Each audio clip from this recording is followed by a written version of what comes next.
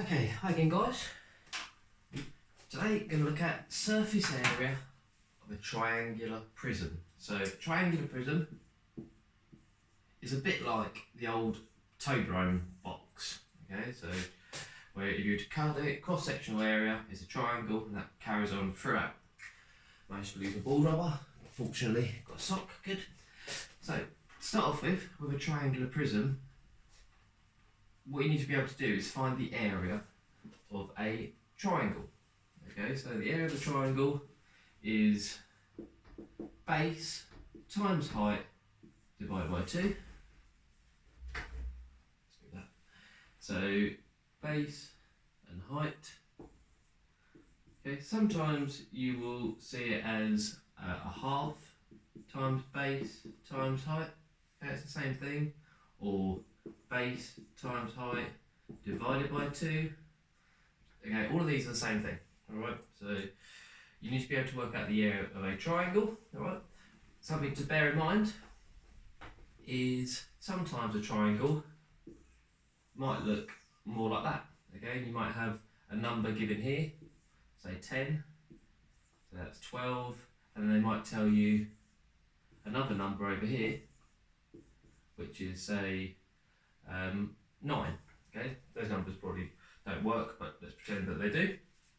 So that is the height. Okay, as I said, I think in the previous videos, when you measure your height, it's how far you are from the ground at a right angle. Okay, so the height straight up. That is a slant height. We don't want that one. Okay, so surface area of a triangular prism. So what that means, you've got your triangular prism. Not bad, is it? Make sure I get that in early. We put some numbers on there.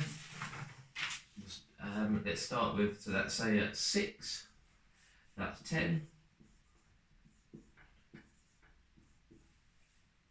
Then they might give you a slant height there, 5. And then a height of the actual triangle of 4. Okay, so there's our triangular prism. If we look at the surface area, that is all the faces. The first thing I'd say is how many faces are there? Now you've got 2 triangles at either end, and then you've got 3 rectangles. You've got one here, one around this side, and then one underneath. So there's 5 faces. So what I would do is I would draw what these faces look like. So that's your front, and you've got a back triangle. You've then got a rectangle there, it is a rectangle on the side, which I call R. Got another rectangle which would be, surprise, surprise, the left, and then you've got one which is the base. So if we think about this triangle to begin with, okay, we're looking for base times height divided by 2. Base times height divided by 2. So the base of this triangle, that's nice and easy, is 6. So it's 6 times, now we need to think about the height. Okay, so the height of the triangle, you've either got this 4 or you've got this 5. Now the height, remember what I said, goes from a right angle from the ground. Okay, when you measure your height, you don't get your tape measure and do it like that, you go straight up. So the height of the triangle is 4. So it's 6 times 4 divided by 2. 6 times 4, 24, half of it is 12. Now, if the front is 12, then the back triangle is the same. So that would also be 12. Okay, I probably should have put some centimetres or something on here, so I'm going to put some centimetres on now. So they're both 12, the front and the back triangle. Then when you think about this rectangle here, well, you've got 10 along that way, so that's like 10. And then you've got 5 up there, so it's 10 times 5, which is 50. The left triangle is actually going to be exactly the same on this one. You've got 10 along, and then it'll be 5, because this is like an isosceles triangle, isn't it? So 10 times 5 as well is 50. And then we need to think about the base. Now, sometimes the biggest mistake probably with this is just go this rectangle, and this rectangle are the same. It's not. the base is 6 along by 10. So it's 6 times 10, which is 60. So to work out the surface area, the whole area to paint the outside of this triangular prism, you add these all up. So 60 add 50 add 50, that's 160. 160, add 12, 172, add 12 is 184 centimetres squared. It's an area, so that's why it's centimetres squared. Okay, we'll do one more example like that. Do slightly different looking question.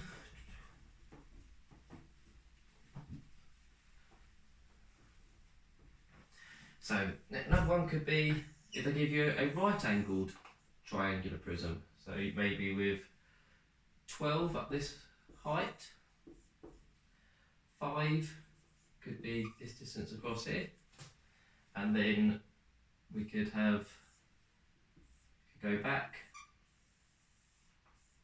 let's say this number here is 13, this is the slant height, and then this time, we'll just make it a bit narrower, let's make that 4. All of these are centimetres again. All's right in there, 4 centimetres.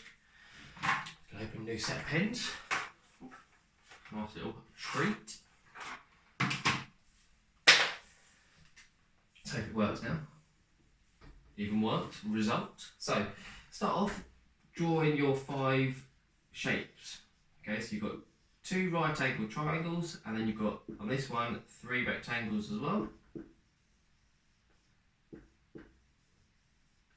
Those rectangles get different sizes, but it's fine. So, first triangle, 5 times 12. So, 5 times 12, and then you halve it, because it's a triangle. Base times height. Remember, the height is 12, not 13. 13 is a slant height. So 5 times 12 is 60, halve it is 30. That means that triangle is also 30. Then we'll do this rectangle. That's the R, L, base. So the right one, 4 by 13. 4 times 13, 2 times 13 is 26, so that's 52. The left one, now this one's different. Okay, with the left one around here, it's going to be 12 along, so that number there is 12, and then it goes back 4. 12 times 4, which is 48. And then we've got base, 5 times 4, which is 20. Add them all up, 30 and 30, 60, 60 add 52 is 112, 112 add 820, 160, 180 centimetres squared. Hopefully I've done that right. Getting a bit distracted because I just hear my little boy. Do you want to meet him? Hold on a second, let's see if he's here. Fred! Fred!